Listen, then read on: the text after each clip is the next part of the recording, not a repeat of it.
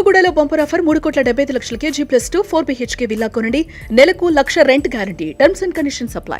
బేసికల్గా నరసింహ సినిమాలో చూసాం మేము పడయప్ప మన రజనీకాంత్ గారి కోసం రమ్యకృష్ణ గారు ఒకే రూమ్లో 20 సంవత్సరాలు ఆ పెళ్లి సీడీ చేసుకొని ఫార్వర్డ్ కొట్టి రివైండ్ కొట్టి మీ జీవితంలో ఆకాశాన్ని ఎండని చూడకుండా ఒకే బెడ్రూమ్లో చితికిపోయారు ఫైనాన్షియల్గా ఉన్న బాధలు తట్టుకోలేక. ఫైనాన్షియల్ ఉన్న బాధల లాస్ తెలిసిన వాళ్ళే మోసం చేశారు. అప్పుడు అంటే దెబ్బ మీద దెబ్బ, తెలిసిన వాళ్ళ దగ్గర దెబ్బతిన్నా, సొంత మనుషుల దగ్గర దెబ్బతిన్నా, ఏంటి జీవితం అనుకున్నా, జాబ్ మానేసా. 100 కోట్లు పోయింటాయా? చిచి అంత సీన్ లేదు. ఎందుకులే ఫిగర్లు ఎందుకు, కోట్ల లాస్. పర్సనల్ స్పేస్లో నా అనుకున్న వాళ్ళందరూ మోసం చేసి, జాబ్ వదిలేసి అన్నీ చేస్తుంది. షేర్ మార్కెట్లో కూడా దెబ్బతిన్నా. నేను షేర్ మార్కెట్లో బాగా యాక్టివ్గా ఉండేవాడిని. చాలా సంపాదించుకున్నాను, పోగొట్టుకునే తక్కువైనా కానీ ఒకేసారి అన్ని దెబ్బ మీద దెబ్బ రోడ్డు మీదకి వచ్చేసాను. రోడ్డు మీద కంటే లిటరల్లీ బయట రోడ్డు మీదకి కాదు, నా కాలనీలో రోడ్డు మీదకి వచ్చాను అనుకోండి, ఇంటి బయటకు వచ్చాను. ఆ సిచ్యువేషన్లో ఎవరు నమ్మాలి? సొంత మనుషులు నమ్మాలి, వాళ్ళు దెబ్బ కొట్టారు. ఇంకెవరు నమ్మాలి? ఫ్రెండ్స్, వాడు ఒకటి దెబ్బేశాడు. ఫ్రెండ్స్ అందరు కాదయ్యో, నా లైఫ్లో ఫ్రెండ్సే నాకు చాలా ఇంపార్టెంట్, ప్లేడ్ మేజర్ రోల్. కొంతమంది దరిద్రులు ఉంటారుగా, అఫ్కోర్స్. అలా గాడు ఏదో కొట్టిండని 3 నెలలు అంటే ఇబ్బంది తెలియక ఒకేసారి రాత్రికి తెల్లారతలకి మొత్తం బికారు అయిపోయినావు. అరే ఏంద్రా పోయి లైఫ్ ఇట్లా అయిపోయింది అనుకున్నా. చలో అది కొంచెం డైజెస్ట్ చేసుకునే టైం. అప్పుడు దాకా ఎదురు దెబ్బలు తిన్నోడిని ఒకేసారి ఎదురు దెబ్బ తినేతే నొప్పి ఎక్కువ వేసింది. 3 నెలలు బెడ్రూమ్లోకి వెళ్ళి బయటకు రాలేను. సో డెఫినెట్లీ ఆ రోజు నేను బయటకు వచ్చాను అంటే major player was my wife. She was my spine, my back bone, rather everything. She said fine, gone is gone, చలో లెట్స్ చిల్.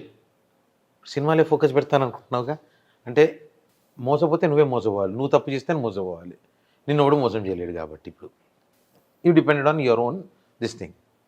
చలో గెట్ బ్యాక్, బౌన్స్ బ్యాక్ అన్నది. బిలీవ్ మీ 2012 నుంచి వెనక తిరిగి చూడాల. ఆ టైంలో ఫైనాన్షియల్గా జూనియర్ ఎన్టీఆర్ గారు బాగా హెల్ప్ చేశారు. లేదు, తప్పండి, అంత బయట ఇష్టం వచ్చినట్టు చెప్తారు కానీ అవన్నీ లేదు. ఎవ్వరు హెల్ప్ నేను తీసుకోలేదు, అసలు చెప్పలేదు ఆయనకి. ఎవరికి తెలియదు చాలా రోజుల దాకా తెలియదు. తర్వాత ఎప్పుడు ఇలా ఇంటర్వ్యూలు వచ్చేసి ఏంటి వే చెప్పలేదు ఎప్పుడు అని అన్నారు, కానీ అలాంటిది ఏం లేదు. ఐ నెవర్ వెంట్ అవుట్ అండి. నాకు అసలు నేను బయటికి నా పేరెంట్స్కే తెలియదు. పచ్చిగా చెప్పాలని నా వైఫ్ని పిలిచి అడగండి ఇప్పుడు ఎంత పోయి ఉంటుందని, మా వైఫ్కే తెలియదు. I didn't share it with anyone. నాకు స్టిల్ ఐఎమ్ టెల్లింగ్ యూ, ఇప్పుడు నువ్వు ఇందాక 100 కోట్లు దాకా పోయినంటే అంత సీన్ లేదు నాకు. బేసిక్గా ఎంత పోయిందనేది ఫిగర్ చెప్పుకోవడం అనవసరం ఇప్పుడు. There is no point. నాకు తెలుసు నేనేం పోగొట్టుకున్నాను. లోపటే సమాధి అయిపోయింది. ఇక ఐ స్టార్టెడ్ న్యూ జర్నీ. ఇంకెందుకు డిస్కషను? రోషన్ అప్నా జాందో, కష్టపడడానికి వచ్చినాం, కష్టపడదాం, మళ్ళీ సంపాదించుకుంటా. ఇప్పుడు నువ్వు నన్ను చూసి ఎంత పోగొట్టుకున్నాను ఫిగర్స్ వదిలి పక్కపడి నువ్వు. ఇప్పుడు నువ్వు చూసినాక నన్ను నేను హ్యాపీగా ఉన్నాను అనుకుంటున్నావా? ఫిజికల్గా, మెంటల్గా పీస్ఫుల్గా ఉన్నానా లేదా? చాలా హ్యాపీ లైఫ్ స్టైల్ ఇదే కదా లైఫ్లో కావాలి, అవునా? అది ఉంది నాకు, ఇంకెందుకు. ఎప్పుడు ఆ 3 months లోపల ఒక్కలే ఉన్నప్పుడు అనిపించింది సూసైడ్ అటెంప్ట్ చేసుకోవాలి? అది అనిపించలేదు. ఎందుకంటే ఇప్పుడు నేను సూసైడ్ చేసుకున్నాను అనుకో, తప్పు నేను చేసినాను అయితే, అవునా? నేను దానికి ఎగెనిస్ట్. ఎందుకు తప్పు? నేను తప్పు చేయలే, ఎవడో తప్పు చేసిన దానికి నేనెందుకు పెనాల్టీ? బలైపోయారు అంతే. బలైపోయినా కథ మొదలై. అరే చిల్ బాయ్, ఏమున్నది? కొంతమంది క్లబ్కి వెళ్ళి పైకాడ ఆడుగుట్టి ఓడగొడతారు, కొంతమంది ఇంకెక్కడికో వెళ్తారు, రాజమండ్రి దగ్గరకో లేకపోతే బొంబాయి దగ్గరకో పోతారు, ఆడ కొన్ని పైసలు పోతాయి. ఈ మధ్య శ్రీలంక పోతురు, గోవాకు పోతురు, ఆడ పోతున్నాయి. నా పైసలు నా దగ్గర పోయినాయి కదా, కథం అయిపోయింది కదా. ఇంకెందుకు వాటి గురించి ఆలోచించుకొని సూసైడ్ చేసుకుని వాళ్ళ నలుగురిని రోడ్డు మీద పడేసి నేను ప్రపంచానికి తప్పుగా కనిపించి అవసరం లేదుగా. ఇప్పుడు ఆనందంగా నేనున్నానా? సూసైడ్ అయిన ఉంటాడా? ఉమ్. ఆ రోజు చచ్చిపోయింటే ఏమేది? నా గురించి మాట్లాడుకుంటారా? ఓ అవులాగాడు, ఎడ్డోడు, వానికి బుద్ధి లేదు, వాడు చేసిన తప్పులకి వీళ్ళని రోడ్డు మీద వేసిపోయిండని మళ్ళా శాపనార్థాలు నాకే. అవన్నీ ఎందుకు? హ్యాపీగా ఉన్నారా? 3 నెలలు కష్టపడ్డా, ఇబ్బంది పడ్డా. ఫైనాన్షియల్గా అంటే నో. తిండికుంది, ఉండటానికి సొంతం ఇల్లు, తినడానికి ఉంది. ఏంది సంపాదన లేదు. రేపు పొద్దున పిల్లలు నిద్రలేసి ఏంది నువ్వేం చేసినావు అని అడిగితే ఆ టెన్షన్ ఉండింది. ఓకే. ఆ 3 నెలలు దాని నుంచి బయటకు రాను. అరే చిన్నపిల్లలకి ఏబిసిడి తెలియదు, పోయింది. ఇప్పుడు రేపు పొద్దున వాళ్ళు తెలివి వచ్చేలోపుగా నేను సంథింగ్ హ్యావ్ టు బికమ్ అనుకున్నా. యాక్టర్గా మా డాడ్ ఈజ్ అ సెలబ్రిటీ, మా డాడ్ గోడ కార్, మా డాడ్ గోడ హోమ్. వాళ్ళకి అంతకన్నా ఏం కావాలి? డాడీ మేము మూవీకి పోతాం, డాడీ మేము పిజ్జాకి పోతాం, పోరి వెళ్తున్నారు హ్యాపీగా. వాళ్ళ లైఫ్లో వాళ్ళకి తెలిసింది అదే చూపిస్తున్నా. సో వాళ్ళు పెద్ద అయ్యేసరికి మళ్ళీ అంతా మళ్ళీ సెట్ చేసుకున్నా. అంత రేంజ్ కాకపోయినా బట్ రిలేటివ్లీ సొసైటీలో రెస్పెక్ట్ఫుల్గా రఘు ఇస్ గుడ్. ఓకే, నా బ్యాక్గ్రౌండ్లో నాకుండే పెయిన్స్ నాకుంటాయి. అందరికీ బయటకు కనిపించేది ఏమో పక్కకు పెట్టుర్రి. Is happy guy, happy soul, I'm happy soul. నేను ఎవరికేం తక్కువ లేను. ఈరోజు నాకు పైస ఉన్నది, మనశ్శాంతి ఉన్నది, నాకు ఫ్యామిలీ ఉన్నది, నాకు కొంతమంది ఫ్రెండ్స్ ఉన్నారు, నా సొసైటీలో చెప్పుకోనికి ఒక 10 మంది ఫ్రెండ్స్ ఉన్నారు, గట్టి ఫ్రెండ్స్ ఉన్నారు. ఇంకేం కావాలి? ఇప్పుడు కొంచెం పెద్ద స్టార్ అయ్యే ముందు దాకా కూడా బాగా తిరిగేవాళ్ళంట కదా, నైట్ 2కి 3కి. ఆ టైమింగ్స్ మాకు తెలియదు. మాకు ఈ టైంలో తిరగాలి, ఆ టైంలో తిరగాలి.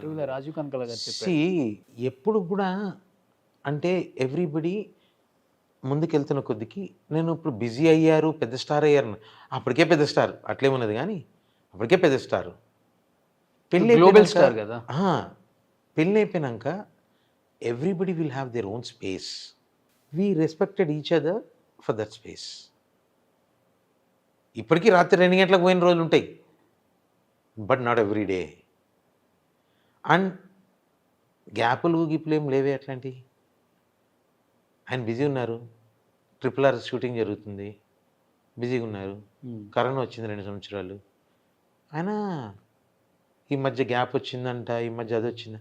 సార్ అది మా పర్సనల్ స్పేస్లో కలుసుకుంటాం సార్, పబ్లిక్ ఎందుకు చెప్పాలి? కలిసినప్పుడల్లా నేను ఈయన కలిశాను అని యూట్యూబ్ పెట్టి సెల్ఫీలు తీసి పెడతామా? మాకు లైఫ్ లేదా? ఉంటుందిగా.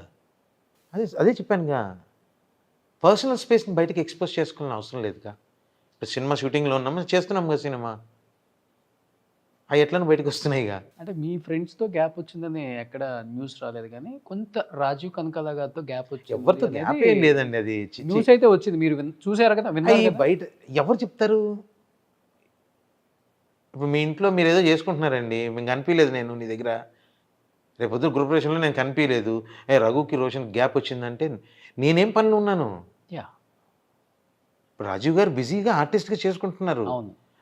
అదే అంటున్నాను, పబ్లిక్ తెలియదు మేము కలుస్తున్నామో లేదో. పబ్లిక్ ఎందుకు తెలియాలి?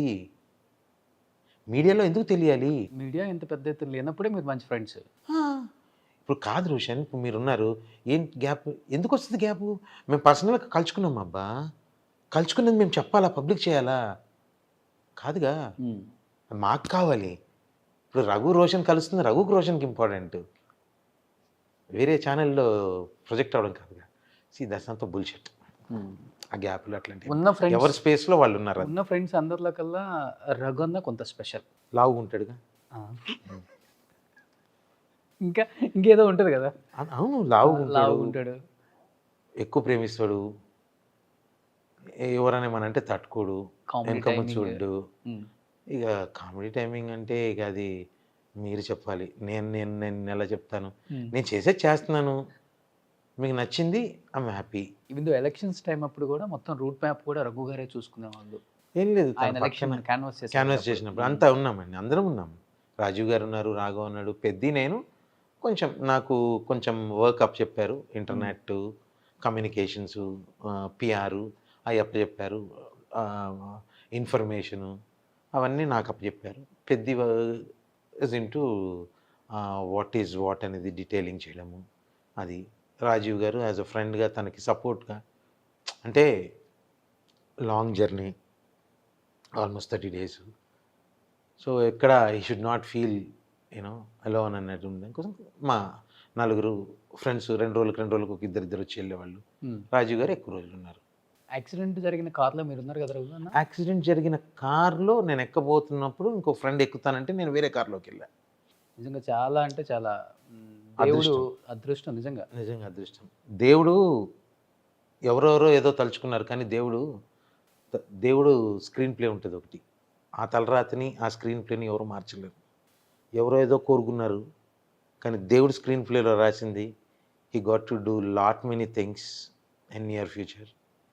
రాబోయే కాలంలో తను ఏదో చేయాలి అని ఉంది. దేవుడు అలా కల్పించాడు. And we're all happy. But day 1 నుంచి ఉన్నారు కదా ఇప్పటి వరకు ఆ జర్నీలో. అనుకున్నారా ఇంటర్నేషనల్ స్టార్కే ఎదిగిపోతారు జూనియర్ ఎన్టీఆర్ గారు, గ్లోబల్ స్టార్ అవుతారు? ఇంకా లేట్ అయిందేమో అని ఫీల్ అవుతున్నా. Okay, he's a global star buddy. Is most talented, is extraordinary talented, not most talented, extraordinary talented. Late అయిందని అనుకోవాలి. ఇంకా కరోనా వల్ల లేట్ అయిందని నేను అనుకుంటున్నాను 2 years.